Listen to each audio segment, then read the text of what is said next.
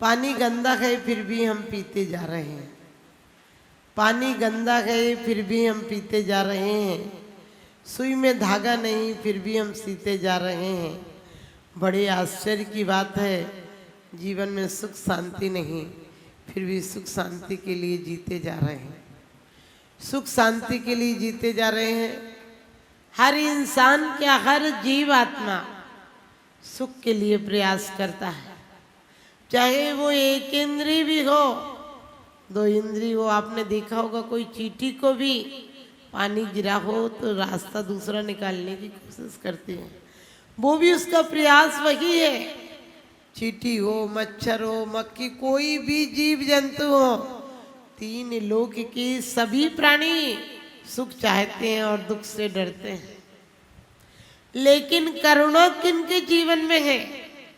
जिनके जीवन में करुणा है वो सबका भला चाहते हैं, और जिसके जीवन में दया है वो सिर्फ जो दृश्य दिखते हैं, जो सामने परिस्थितियां होती हैं उनका भला चाहते हैं। हमने आज तक दया की है लेकिन करुणा नहीं आई है। हम रोज पढ़ते हैं उर से करुणा स्रोत बहे, क्योंकि करुणा जब आएगी तो अंतरंग से आएगी। दया हो सकता है कि आप दया दिखा सकते हो, दयालु हो नहीं। अहिंसा जब आएगी अंदर से आएगी। औपचारिकताओं में आप सब कुछ कर लोगे, पानी छान लोगे, अच्छा बोल लोगे, क्षमा भाव कर लोगे, लेकिन यदि अंतरंग में आपके प्रेम है तो क्रोध आएगा ही नहीं। हमने भी पढ़ा भी, 10 भव तक जिसने बैर किया, पीड़ाएं देकर मनमानी। मनमानी आपको पता है, जो दुष्ट आत्मा होता है वो दिन रात दुख देने की और दुख पाने की योजनाएं करता है। संसारी प्राणी के जितने भी कर्म हैं, जितनी भी क्रियाएं हैं, वो सोचता है सुख हो जाएगा, लेकिन इसके बाद उसे दुख ही प्राप्त होता है। आपने सोचा था कि आपका परिवार बस जाएगा तो आप सुखी हो जाओगे, परिवार बसने से सुखी नहीं हो पाए।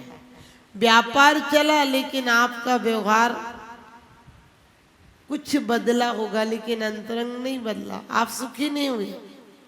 आपने जो चाहा था दाव गलत लगा, क्योंकि नींद में जो भी किया जाए वो हकीकत नहीं होती है, और हम सब स्वप्न में देख रहे हैं। स्वप्न ही तो है, आंख खुली तो सपना गया और आंख मुंदी तो अपना गया।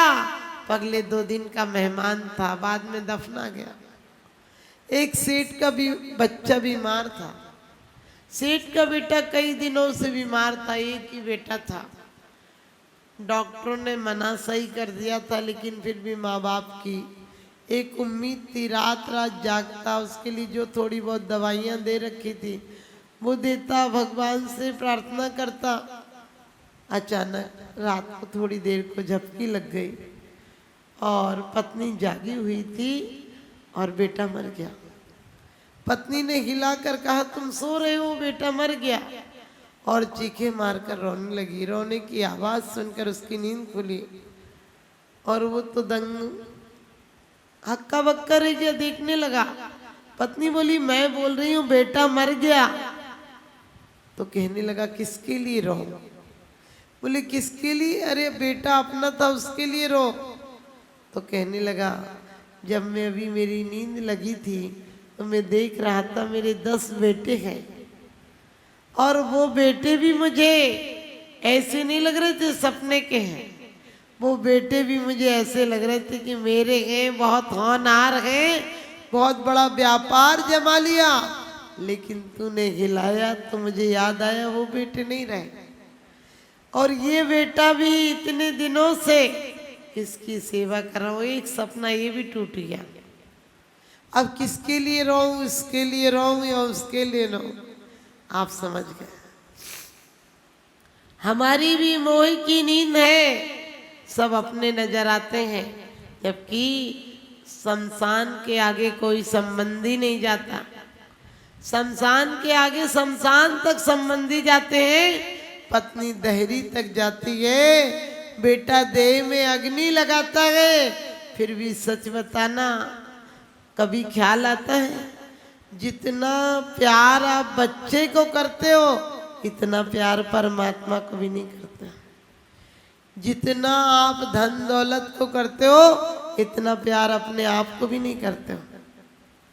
हम अपना इतना प्यार अपने आप को भी कर ले तो हमारी आत्मा सफल हो जाए, लेकिन आज तक हमने अपने आप को प्यार नहीं किया। हमने पूजा पाठ सब की है, रोज पढ़ते हैं कि मोह के कारण मैं अंधा बना हूं। कब तक अंधे बने रहोगे? कभी सिर्फ इतना सा ख्याल आना है कि ये सब पदार्थ संयोगी है, यही मिलेंगे। जब तक पुण्य का उदय गए तब तक पर्याय जन्म आपको परिस्थितियां अनुकूल मिली है। आपने बार बार पढ़ा कि भगवान मुझे पूजा का फल क्या दो, मेरा मोहान का नष्ट कर दो।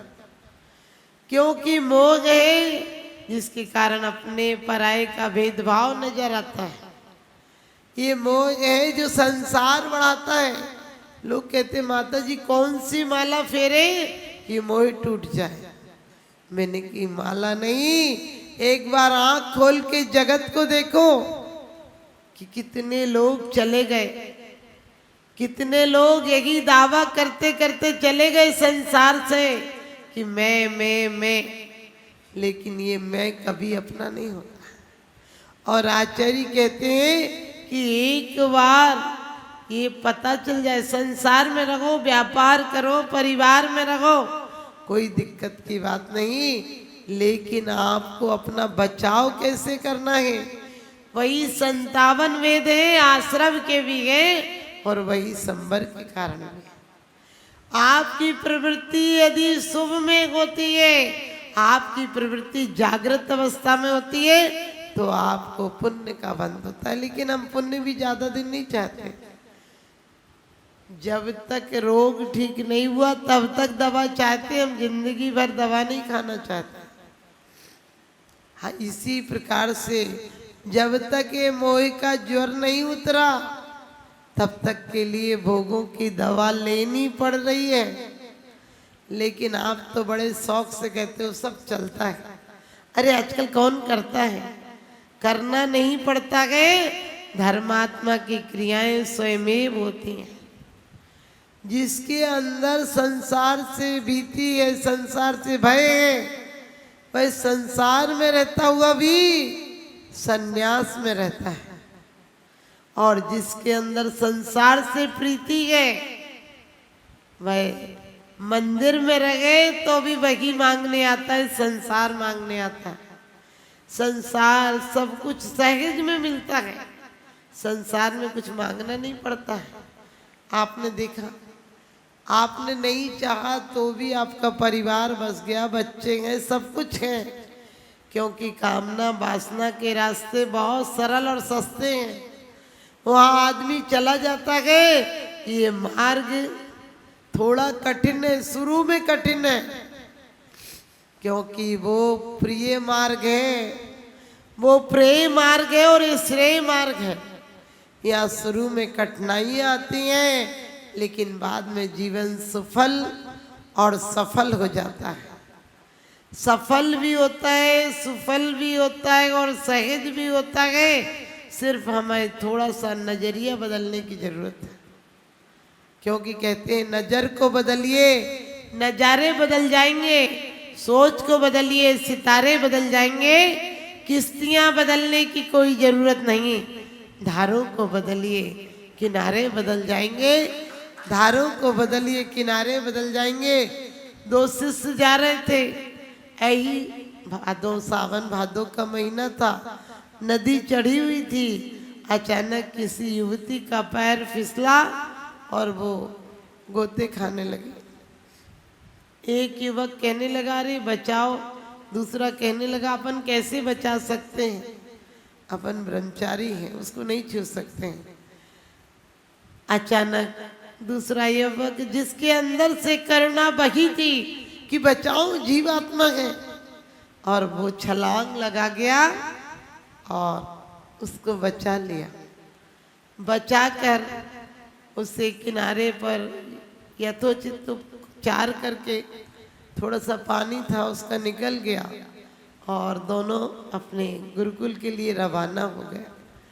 लेकिन एक शिष्य दूसरे को, मित्र को टोकता रहा, कोसता रहा, तुझे दंड लेना पड़ेगा, तूने गलत किया। वो युवती जवान थी, तूने उसे पकड़कर निकाला। पूरी रास्ते शिकायत करता रहा कि तुझे पाप बंद होगा, ये होगा, वो होगा, सजा मिलेगी। आकर गुरुजी से रोष में बोला, गुरुजी आज ये भ्रष्ट हो गया, आज एक इसने युवती को छुआ, निकाला। गुरुजी ने कहा उस शिष्य से जिसने निकाला था वो युवती कितनी उम्र की थी? उसने कहा मुझे ख्याल नहीं, क्योंकि मेरे बचाने का ख्याल था। उस समय मुझे युवती थी या कौन थी मुझे नजर नहीं आया। उनने पूछा तुम कैसे कपड़े पहने थी? वो बोली मैंने ध्यान नहीं दिया। उस युवक ने कहा मेरा ख्याल नहीं गया, मुझे ध्यान भी नहीं है। जो उसने नहीं छुआ था उसने कहा वो 17 साल की युवती होगी, उसने ऐसे कपड़े पहन रखे थे, उसने ये चैन, अंगूठी, कान के सब कुछ बताया। गुरुजी ने उससे प्रायश्चित दिया।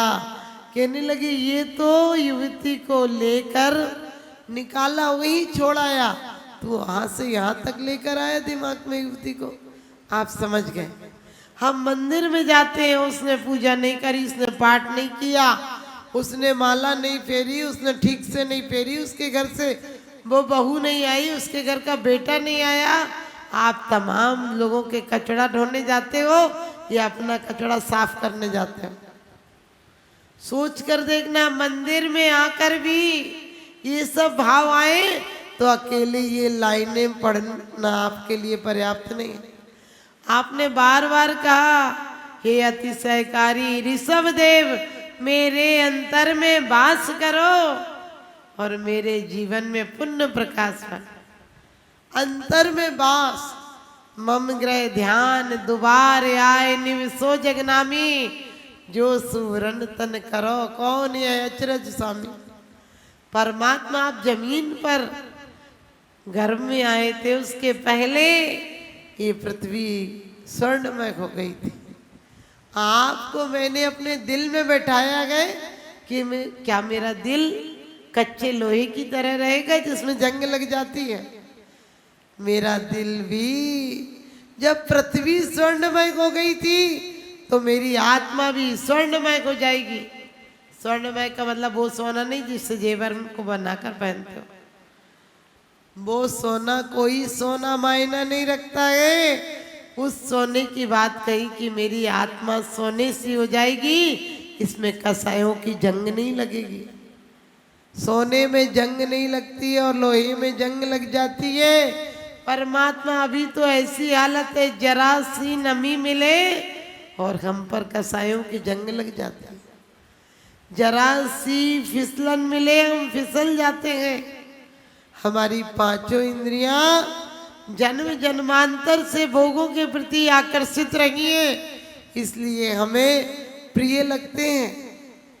लेकिन भोग बुरे भव रोग बढ़ावे, बैरी है जग जी के, बेरस होए विपाक समयति, सेवत लागे निके। जब भोगते हो तो बहुत अच्छे लगते हैं भोग, लेकिन जब पारिवारिक जिम्मेदारियां बढ़ जाती हैं तब कैसे लगते हैं? तब यही भोग जिन बच्चों की मंदिर में आकर लंबी उम्र की कामनाएं की थी, वही इन्हीं मंदिरों में आकर जब ज्यादा बीमार हो जाओगे तो भगवान से कहेंगे भगवान इनकी मिट्टी समेट ले। जवानी में कोई मर जाए तो क्या कहते हो कि भगवान ने बड़ा बुरा किया। हमने कि भगवान मारता है क्या? भगवान अपने बच्चों को मौत देगा क्या? सच्चाई तो ये हमारा जैन सिद्धांत तो मानता है कि भगवान करता नहीं है, लेकिन भगवान हमारे कार्यों में निमित्त जरूर है। करता नहीं है लेकिन कारण है। यदि आप चाहो तो इनके माध्यम से, इनकी परिणति से, इनका कहना चाहिए आचरण कैसा रहा, कितने भोगों के बीच, कितनी विपरीतताओं के बीच, कितने उपसर्ग, कितने संघर्ष आए, लेकिन अपनी समता नहीं छोड़ी।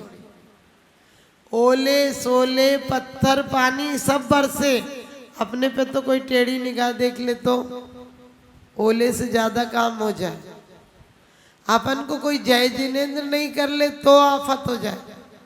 कहने लगे आज तो जय जिनेन्द्र नहीं करी, आगे से हमें तो कभी मिलेगी तो हम तो और नहीं करने के। अरे तुम्हारे अंदर कहाँ क्षमा गए?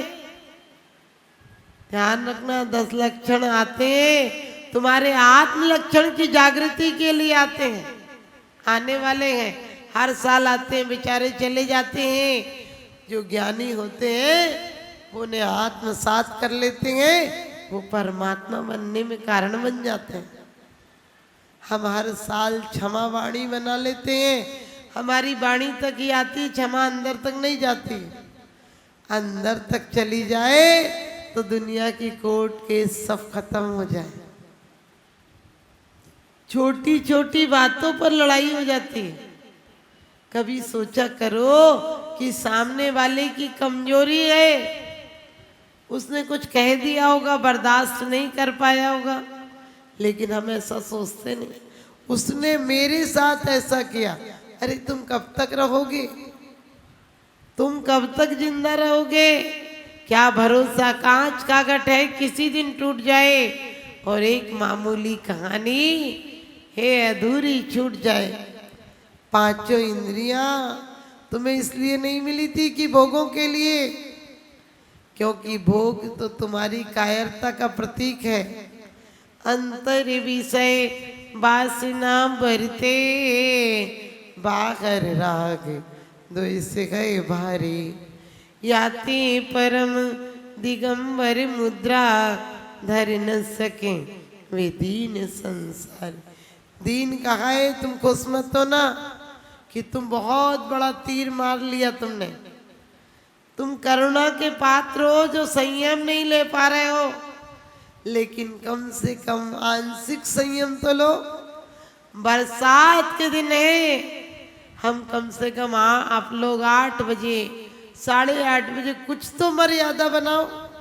अब खाते हैं तो खा ही लेते हैं, जब तक होता है तब तक खा लेते हैं, जब तक नींद नहीं आती तब तक खा लेते हो।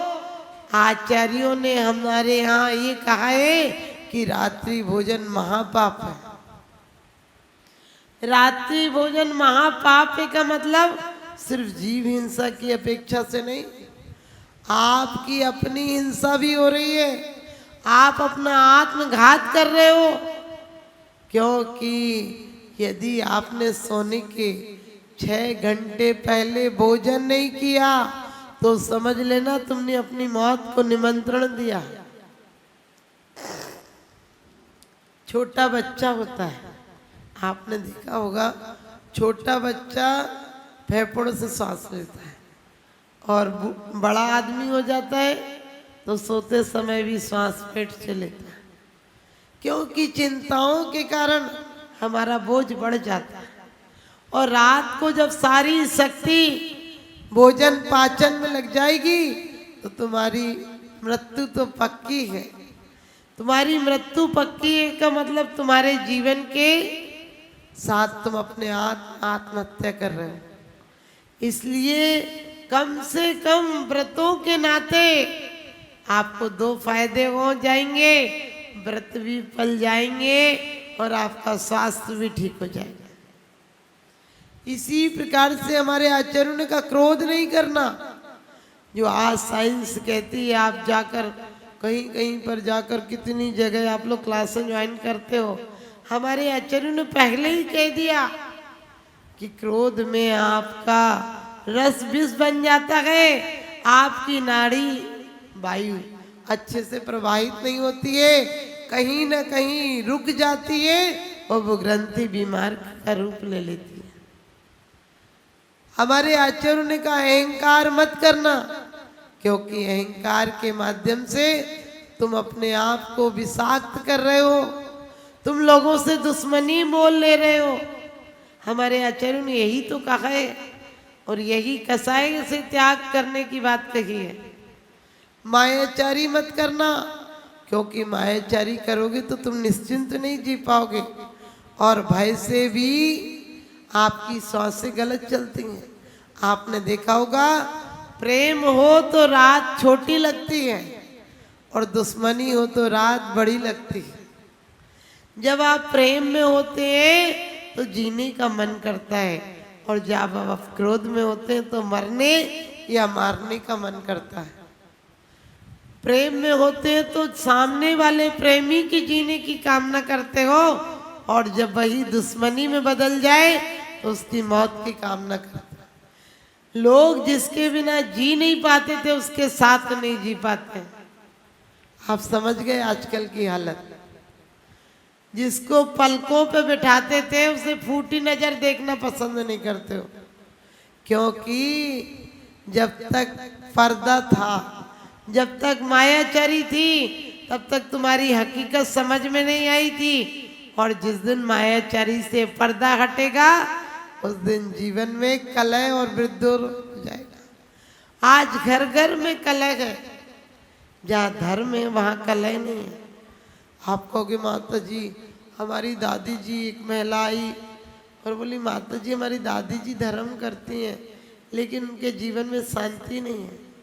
हमने कहा क्रिया कांड होगा, धर्मात्मा को क्रोध आता ही नहीं। धर्मात्मा तो शांति का सरोवर होता है। धर्मात्मा के अंदर तो सूरज जैसी परिणति होती है कि हर घर में प्रकाश देता है। वह प्राणी मात्र का कल्याण चाहता है, वो श्रेष्ठ मार्ग को स्वीकार करता है। उसे कोई पत्थर भी मारे तो वो फूल से जवाब देता है, उसे कोई गालियां दे तो वो गीत में परिवर्तित कर देता है।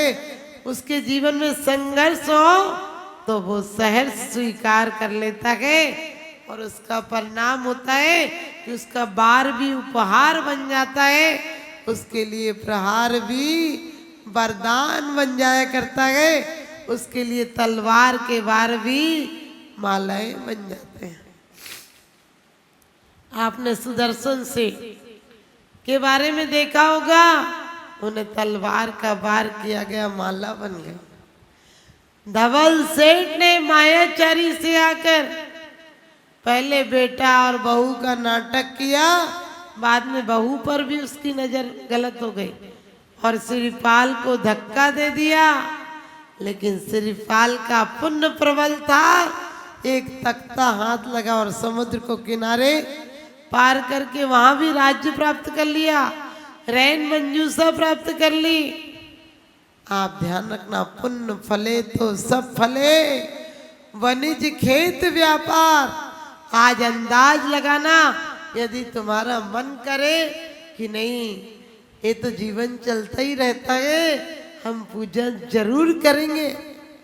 वो लोग अपने आप को कैसे जैनी कहते हैं जो अभिषेक तक नहीं करते हैं, मंदिर में जाने के भाव नहीं होते हैं जिनके। बोले टाइम ही नहीं मिलता है, मरने का टाइम नहीं है। हमने की चिंता नहीं करना, अगले बार मरने के अलावा कुछ करने का टाइम नहीं मिलेगा।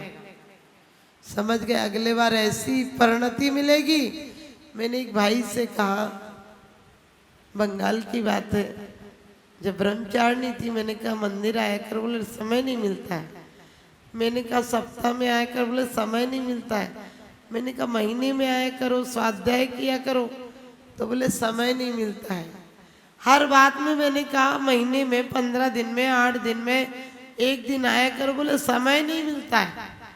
मैंने कहा कभी कभी घर पे ही ध्यान कर लिया करो, बोले समय नहीं मिलता है। मैंने कहा 15 मिनट कर लिया करो, बोले समय नहीं मिलता है। मैंने कही चिंता मत करो, ऐसे आदमी को चुल्लू भर पानी में डूब जाना चाहिए।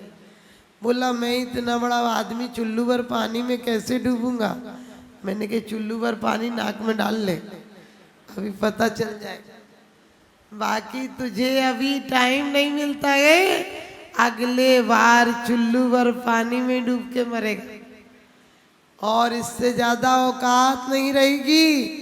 आज जो भाई लोग भी नए नए आए हैं, नए का मतलब समझ गए, कुछ लोग तो पत्नी के धक्के से आते हैं, आधी की तो पत्नी लाती है। हमारे यहाँ बड़ा सोच विचार के धर्म पत्नी नाम रखा है। आप लोग अपनी पत्नी को वाइफ मत कहा करो, माता जी हमारी वाइफ है। हमने कही तुम्हारी लाइफ को चौपट कर देगी, वो इतनी फरमाइश करेगी और घर पर कोई काम वाम नहीं करेगी, सजी धजी कठपुतली की तरह खड़ी रहेगी। जब काम नहीं करेगी तो फालतू बैठी रहेगी, तो चीखेगी चिल्लाएगी। फालतू आदमी क्या करता है? जिसे काम नहीं हो तो फिर चीखता चिल्लाता है पागल की तरह, तो पागल हो जाएगी। इसलिए अपने यहाँ धर्म पत्नी कहा करो। हमारे यहाँ जितने चमत्कार दुनिया में देवताओं के आसन स्त्रियों ने कपाए हैं, स्त्रियों ने आसन कंपाए हैं देवताओं के, इतने पुरुष नहीं कपा पाए। देखो सीता, द्रौपदी, अंजना, चंदनवाला, सब ने देवों के आसन कंपायमान कर दिए। इतनी शुद्ध भावनाएं रखी, जंगल में भी अपने कर्तव्यों का पालन किया। और तो और भरत चक्रवर्ती का इतिहास उठाकर देखो कि विवाह के दिन सुभद्रा जैसी स्त्री हो और अंत पहर की सामयिक नहीं छोड़ी, और 3 दिन के बाद अनुष्ठान किया। वर्तेश वैभव में उसका विवरण आता है कि नंगे पैर शुद्ध वस्त्र पहनकर विधान किया। आपके यहाँ शादी हो जाए तो छोड़ो, पड़ोसी की अगर शादी हो तो तुम्हारा मंदिर छूट जाता है, और मंदिर भी ऐसे आते हो जैसे किसी ने मार मार कर भेजा हो। ऐसी अर्घ चढ़ाओगे जैसे तुम्हें जबरदस्ती में कोई बोझ हो गया। बोले नियम तो पूरा करना ही है। हमने कहा नियम पूरा मत करो, उम्र तुम्हें ही पूरा कर देगी।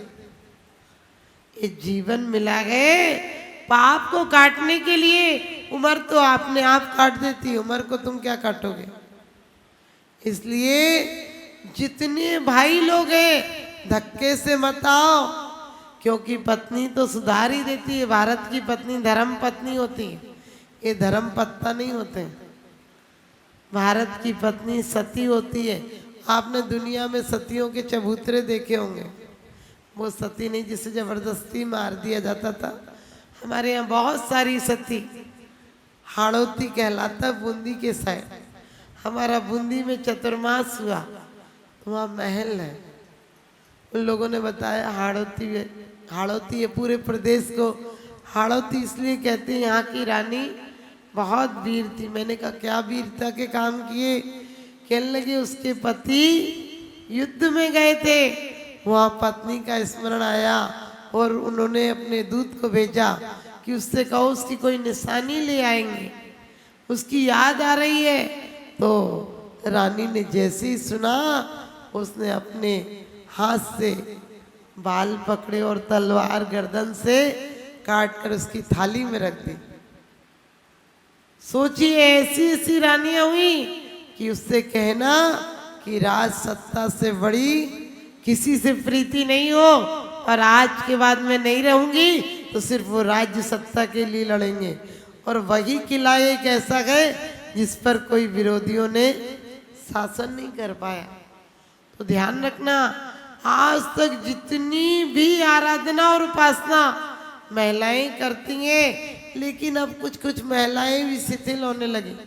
बोले दर्शन कराते हैं, दर्शन नहीं, पहले देव पूजा करो, और घर में जब भी भोजन बनाती हो उल्टी सीधी सीरियल मत लगाया करो। जैसे चित्र देखोगे वैसे चरित्र हो जाएंगे। यदि भ्रष्ट अभिनेताओं के चित्र देखोगे तो तुम्हारे यहाँ भ्रष्ट चारित्रहीन औलाद होगी, और यदि चारित्रवान पुरुषों की गुणानुवाद करोगे, महापुरुषों का गुणानुवाद होगा उस घर में। भोजन बनाते टाइम, हमारी प्राचीन काल में महिलाओं पढ़ी लिखी नहीं थी, लेकिन एक एक महिलाओं को, मुझे तक ख्याल है छोटे छोटे थे तो कितने कितने गीत और भजन उन लोगों को याद होते थे। सावन की भी गीत गाती थी, होली के अलग अलग हर, और उनको आपने देखा होगा 80 साल तक भी आज के 20 साल की लड़की से ज़्यादा फिट रहती थी, क्योंकि उनके जीवन में टेंशन नहीं थी, उनके जीवन में आर्तरोध परिणाम नहीं था, उनके जीवन में पूरे समय सक्रियता थी, लोगों के लिए लगाव था, अपनत्व था।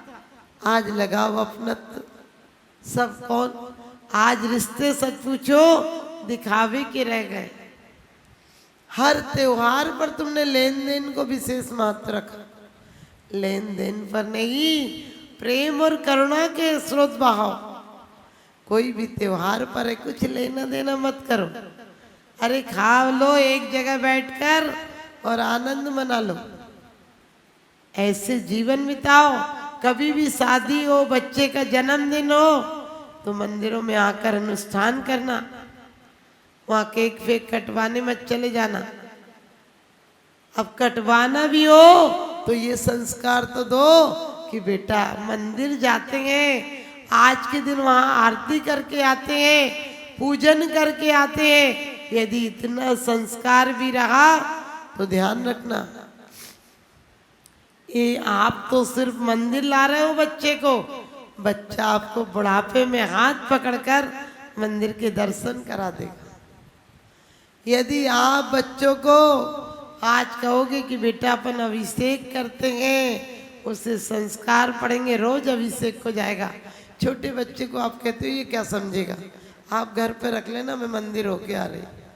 अरे घर पर क्यों, बच्चा जो 8 साल तक सीख लेता है वो फिर 80 साल तक नहीं सीख पाता है। बच्चे कोमल मिट्टी होते हैं, उन्हें आप संडे के दिन तो जरूर लाइए। आज खुशी की बात है, कई बच्चे आए थे सुबह सुबह। आपको पता है कि ये सब चीजें आपके जीवन में सुखी और संपन्न बना देंगी। हमारे आचार्यों को निर्ग्रंथ कहा है, क्योंकि अंदर से भी दिगंबर हैं और बाहर से भी दिगंबर हैं।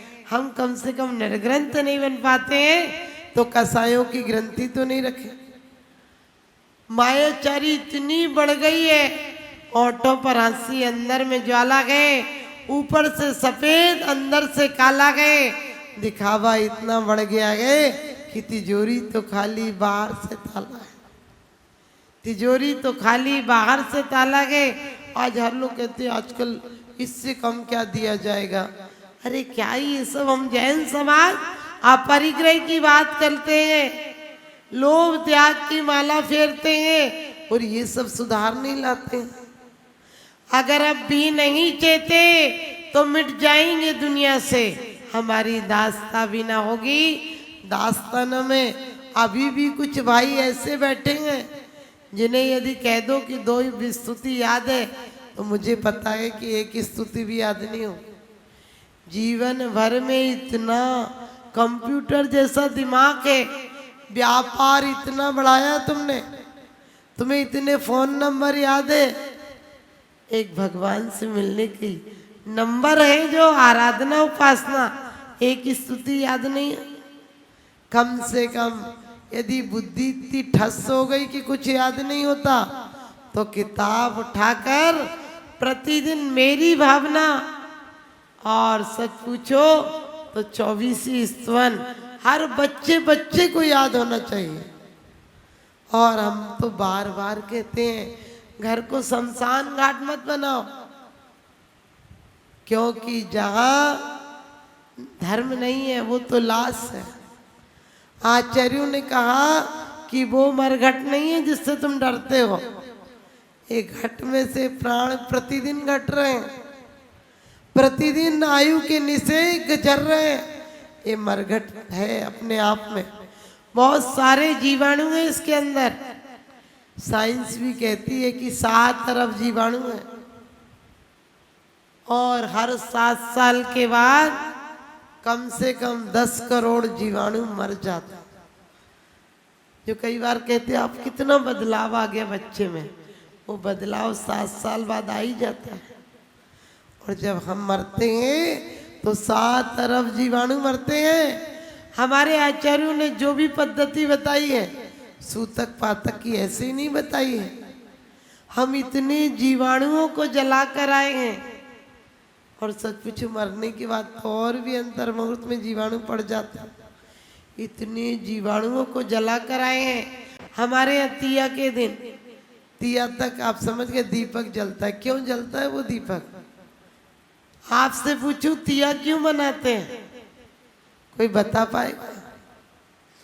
मरने के बाद तीसरा क्यों करते हो? हे भगवान, तुम्हें जो आना चाहिए वो सब कुछ नहीं आता है। तिया इसलिए करते हैं, साइंस भी कहती है कि जहाँ से जीवाणु जाता है, जहाँ से जीव गमन करता है, वहाँ का आभा मंडल 3 दिन तक सक्रिय होता है। धीरे धीरे जाकर वो क्षीण होता है और इसीलिए वहाँ हम घी का दीपक जलाते हैं। और हम लाश को क्यों जलाते हैं या दफनाते हैं? ताकि इस चेतना को साइंस के अनुसार, हमारा जैन धर्म तो कहता है कि अंतर मुहूर्त में हमारा जन्म हो जाता है। 3 समय में हम कहीं ना कहीं देव को धारण कर लेते हैं। लेकिन साइंस कहती है कि धीरे धीरे उसकी वर्गणाएं क्षीण होती हैं और उसे पता चल जाए कि अब देह से संबंध विलय हो गया, अब ये देह नहीं रही। आपने देखा मरने के बाद कोई रात को कुछ वहाँ पर जीरा सा लगा देते हैं, थोड़ा सा कुछ लगा के छोड़ देते हैं ताकि जीवात्मा कोई भी और दूसरी आत्मा में अंतरात्मा प्रवेश न कर जाए। हमारे कितने बड़े लॉजिक थे कि सारे लोग देख ले। हम उनके यहाँ धर्म ध्यान करने जाते थे, आपके यहाँ तो पता नहीं क्या है। वरना बाद 13 दिन तक समाज के लोग, आपके यहाँ भी जाते हैं क्या? जाते हैं। 13 दिन तक समाज के लोग उनके यहाँ धर्म ध्यान करने के लिए जाते हैं ताकि उसके घर का जो वर्गणाएं क्षीण हुई हैं उसकी अभी भी पड़ी हो तो जल्दी से जल्दी शुभ भावनाओं से वो वर्गणाएं, अशुभ वर्गणाएं निकल जाए, उसका पूर्ण आभा मंडल क्षय को प्राप्त हो जाए। और जो शुभ वर्गणाएं, जिसके व्यक्ति बहुत करुणा प्रेमवान रहे होंगे, दयावान रहे होंगे, उसके घर चले जाना।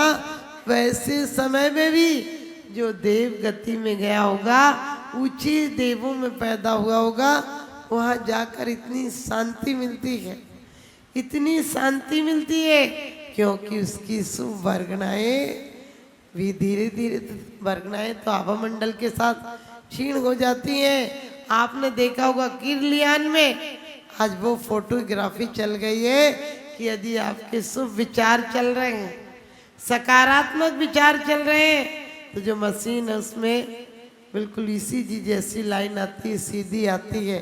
और अशुभ विचार चल रहे हैं तो टेढ़ी मेढ़ी आती है, जैसे पागल व्यक्ति ने लाइन खींची हो। तो आप सोचिए, साइंस इतनी तरक्की कर गई है कि वो वर्गणाएं बता देती है।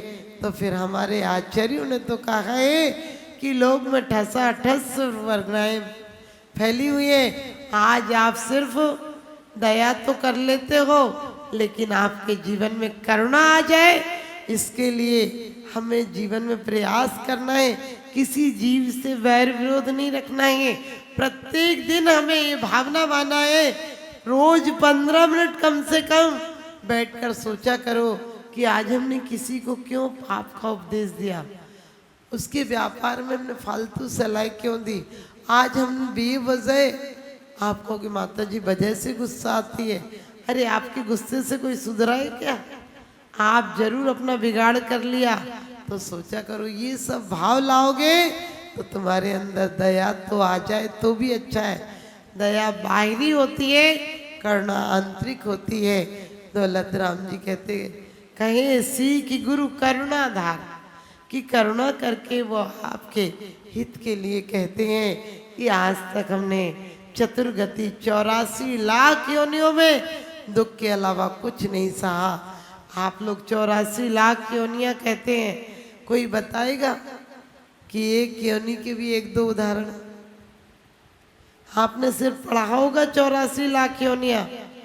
आप देखिए योनियों में भी इंसान, आप लोग जैनी हैं, यूपी के जैनी हैं, और कोई तिब्बत में जाकर तिब्बत का व्यक्ति आ जाए, उसके बच्चे की नस्ल अलग रहेगी। कोई पंजाबी हो, सिख हो, यदि दोनों माँ बाप है तो उसके बच्चे का कुछ ना कुछ असर उसमें दिखेगा। ये क्या है? 84 लाख योनियों का प्रभाव है। तो आप लोग इस मनुष्य गति में आना कोई बड़ी बात नहीं है।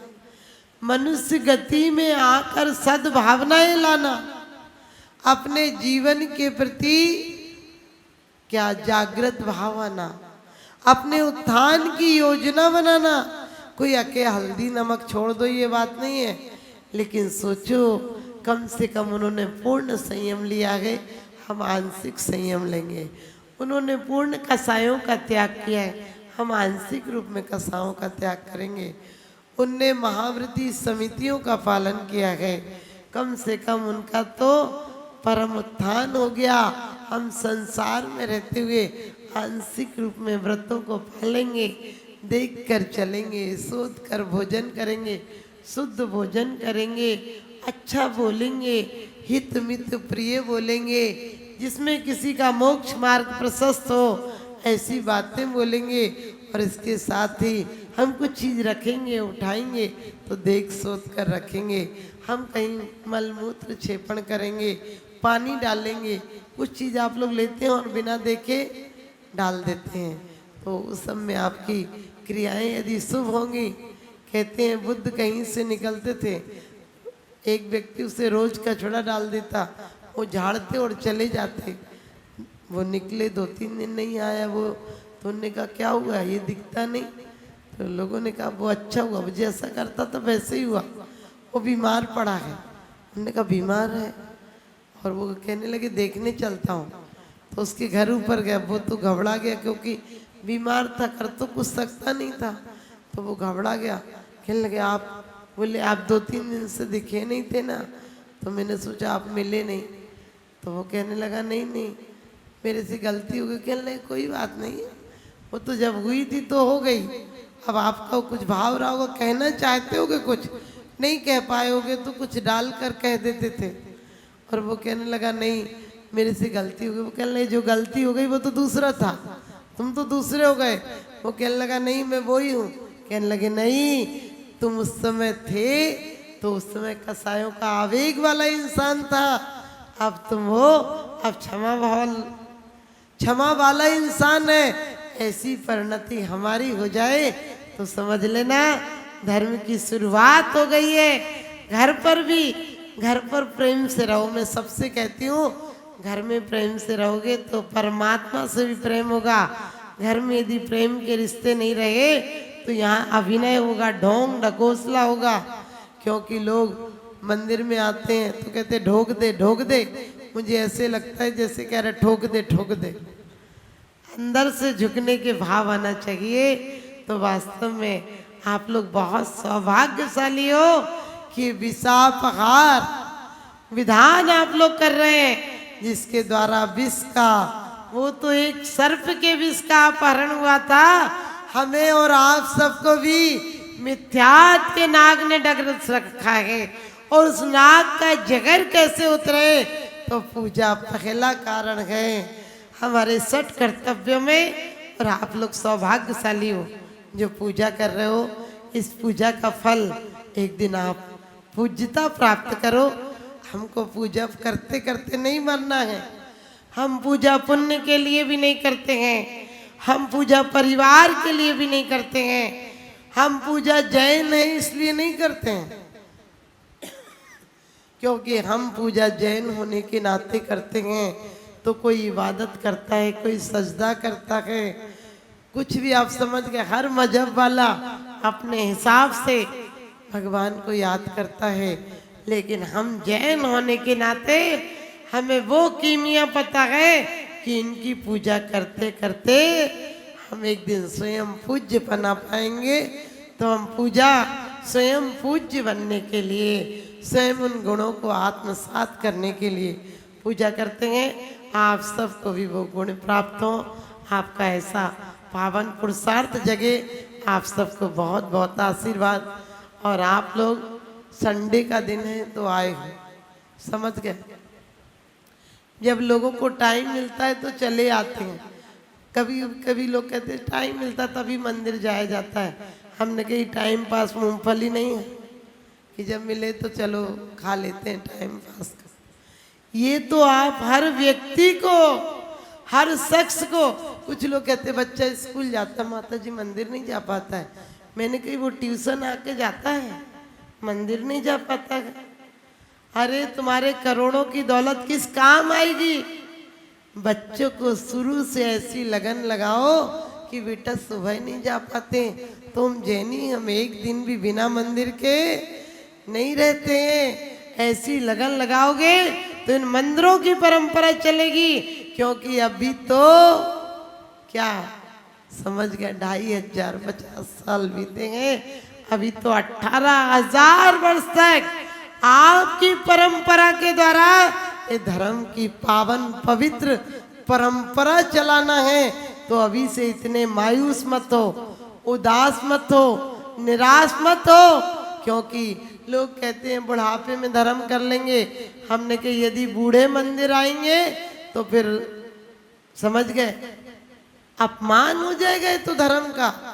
जब लो न रोग जरा गए तब लो झटत निजित करो। क्योंकि आदमी का जिस्म क्या है, आदमी का जिस्म क्या है, जिस पे सैदा है जहाँ एक मिट्टी की इमारत, एक मामूली मकान, खून इसमें गारा है और ईंट इसमें हड्डियाँ, चंद सांसों पर टिका गई।